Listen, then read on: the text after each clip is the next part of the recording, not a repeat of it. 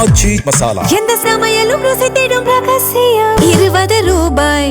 கோபிச்செட்டிப்பாளையத்தில் எடப்பாடி பழனிசாமி தேர்தல் பிரச்சாரத்தின் போது சவால் விடுத்த அதே இடத்தில் தாவேக அரசின் 100 நாள் சாதனை விளக்க பொதுக்கூட்டம் நடைபெற்றது. கூட்டத்தில் பேசிய அமைச்சர் செங்கோட்டையன், இந்த வீதியில் நடமாட முடியுமா என எடப்பாடி பழனிசாமி தனக்கு சவால் விடுத்ததாகவும், இன்று அவர் எதிர்க்கட்சி வரிசையில் இருப்பதாகவும் விமர்சித்தார். அவரை சட்டமன்றத்தில் தினமும் நேருக்கு நேர் பார்த்து கொண்டுதான் இருக்கிறேன் எனவும் பதிலடி கொடுத்தார்.